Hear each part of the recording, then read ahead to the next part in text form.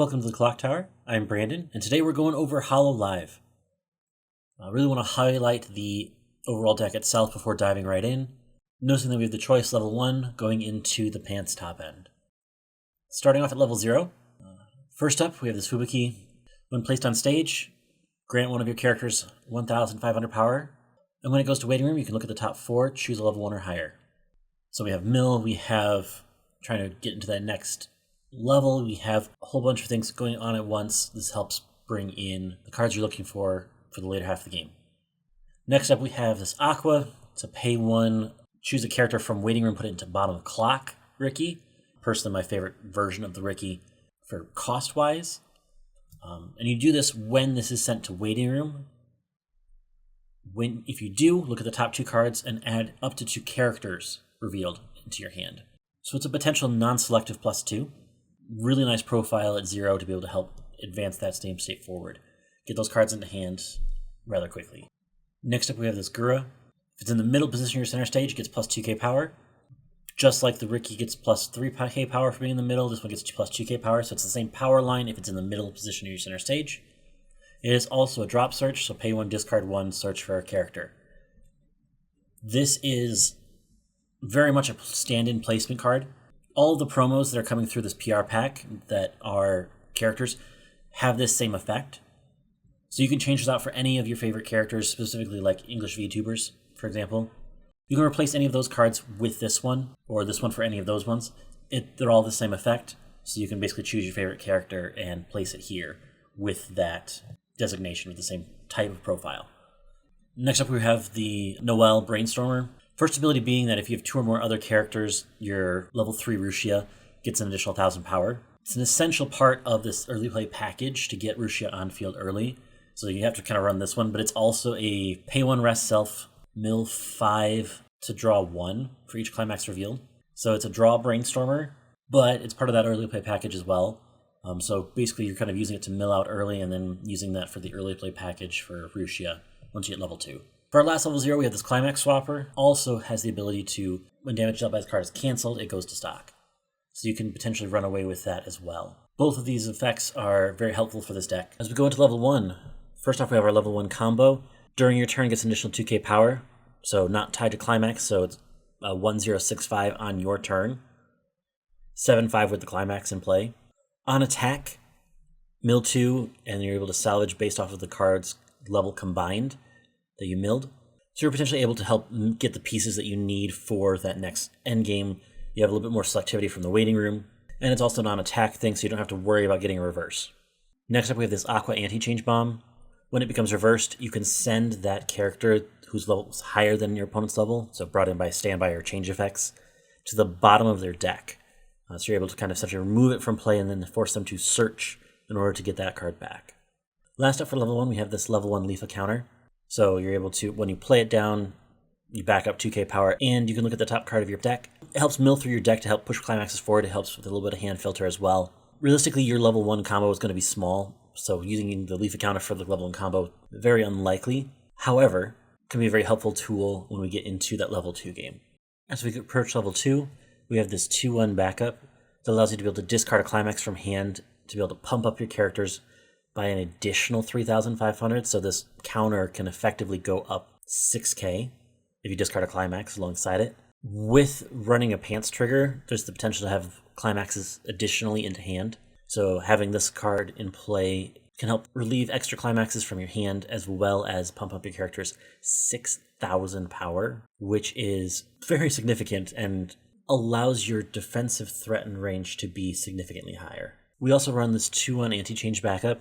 You would discard 2 cards as the cost for that to send your opponent's character to bottom of deck, but it does effectively remove a character from play and ignores Encore. So very defensive counters to be able to immediately help win board as well keep your board alive. Our last level 2 piece is the other part of the early play package for our Rushia.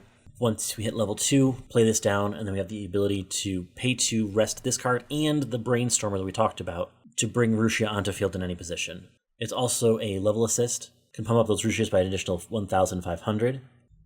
So as we look at level 3, we're going to talk about some of the other pieces before we get to our endgame combo. First off, we have this early play. It's a 4 more early play, so as long as you have 4 characters on field, you can play it down. When this is brought onto stage from hand, you look at the top card of your deck, and if it's a Hololive character, you can send away one of your opponent's characters from field and put it at the bottom of their deck. So you're able to help just delete characters from stage with this early play. Next up, we have this level 3 on-play stock swap. It's an additional pay 1. It also has the ability that whenever you use an act, you can pump up power based off the number of characters in your opponent's backstage times 1,000. Whenever you play a backup from hand, you can also then use this ability to pump up an additional, potentially 2k power. But the main effect you're playing this character down for is the stock swap ability, so you can help decompress your opponent through that end. Next up, we have another early play. It is a 4 more early play once again, and doesn't have to have blue in clock or level to be able to be played.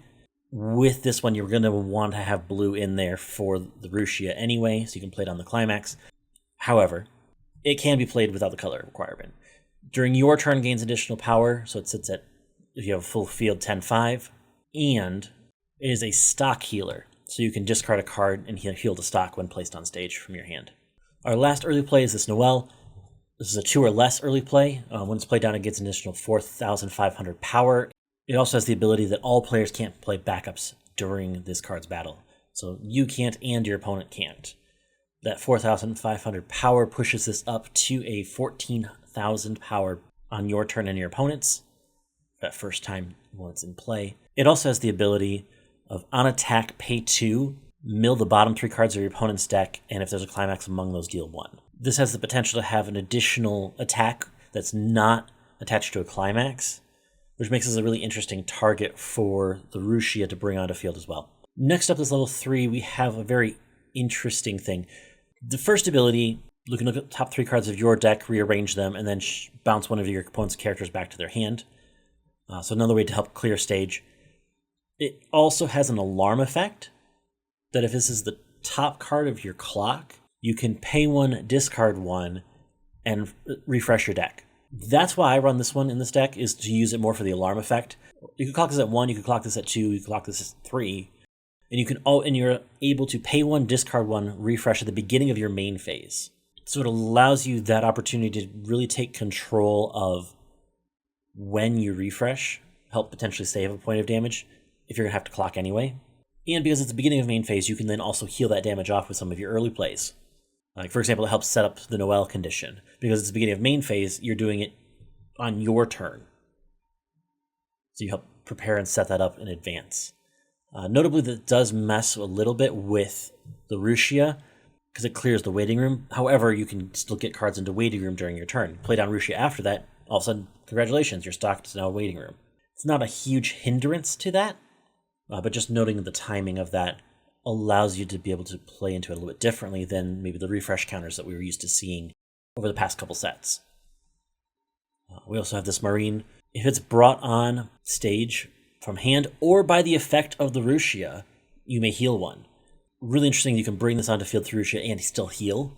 It also has the ability of on attack, pay 1, discard 1, and you could pump up your characters by 500 power and an additional soul. So with this ability, you can potentially allow yourself to push damage with the Ruchia combo in regards to just the amount of damage. In part because of how the Ruchia combo works, it allows you to potentially push additional soul, which can be very helpful in very specific deck states.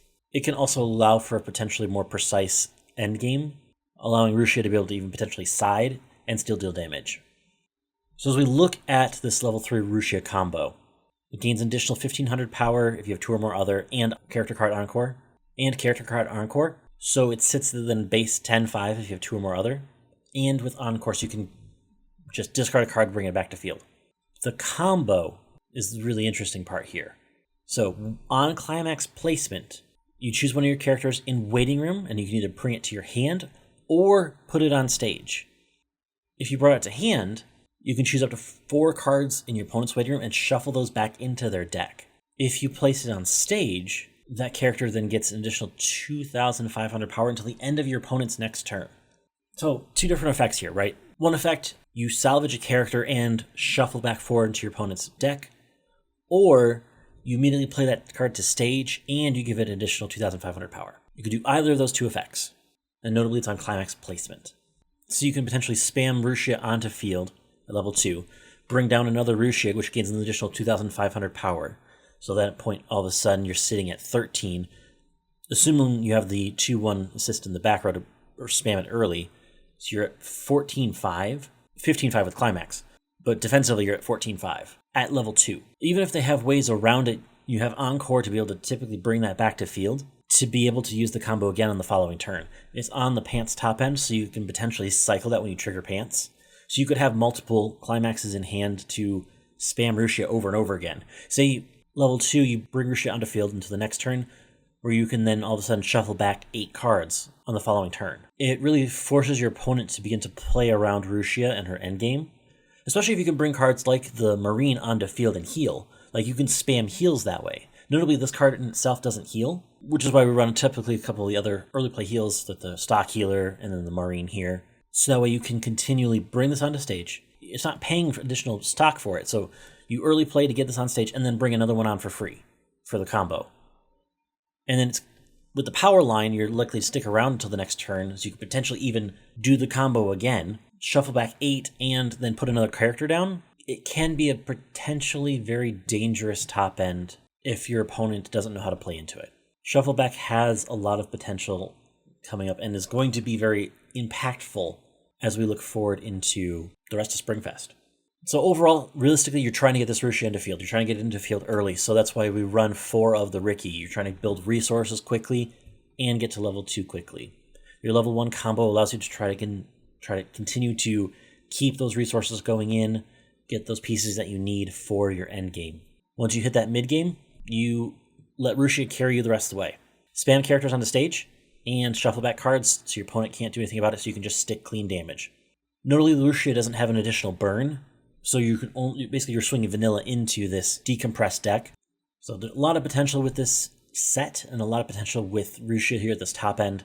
Everything else is kind of set up for Rushia. So that's really been the Hololive deck. With that, on Thursday, we're going to get some gameplay of this deck in action.